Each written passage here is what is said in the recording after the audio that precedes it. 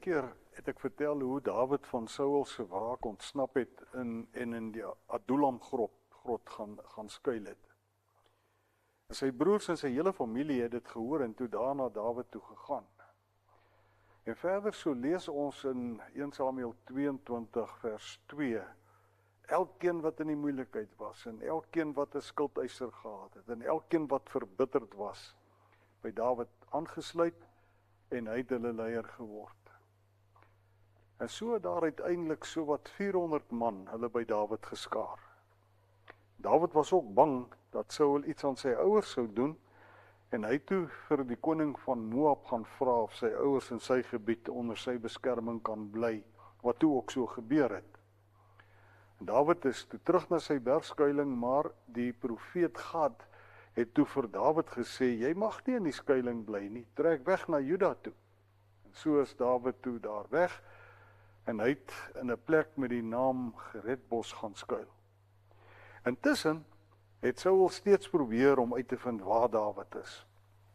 Ons lees in 1 Samuel 22 vers 6 dat Saul daar in Gebea op 'n hoogte onder 'n tamarisk, nou dis 'n soort struik wat in daai wêreld groei, nou hy het onder die tamarisk gesit met sy spies in sy hand, en al sy amptenare het daar by hom gestaan, en toe sê hy vir hulle, luister tog Benjamite, sal Dawid miskien vir julle almal vrede, velde en wingerde gee en julle almal aanstel as leiers?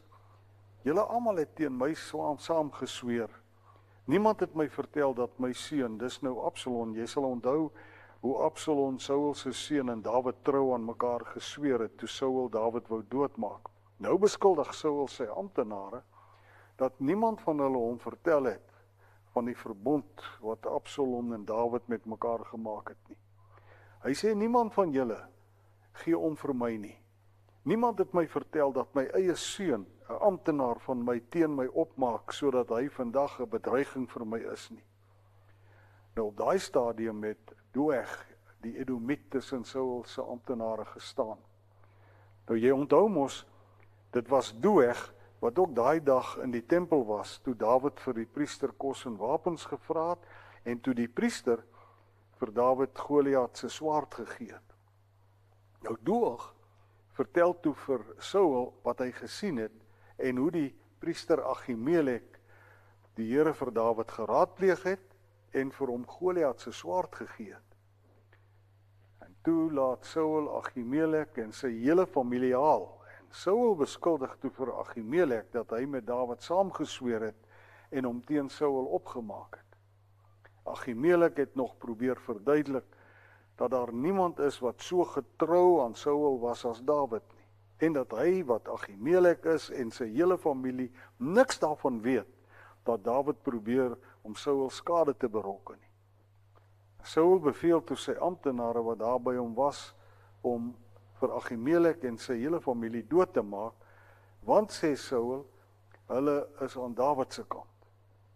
Maar so vertel 1 Samuel 22 vers 17, nie een van Saul se amptenare wou 'n vinger verroer om die priesters van die Here dood te maak nie.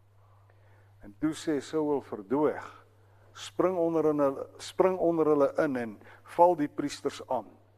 En Doeg doen dit toe, en so het hy daai dag 85 priesters van die Here doodgemaak. Hoe afgryslik is dit net nie dat Saul se jaloesie om so ver kon dryf nie. 'n Mens kan uit hierdie hele aaklige geskiedenis leer hoe iets soos jaloesie 'n mens so blind kan maak dat jy naderhand nie meer tussen reg en verkeerd kan onderskei nie. Volgende keer vertel ek verder.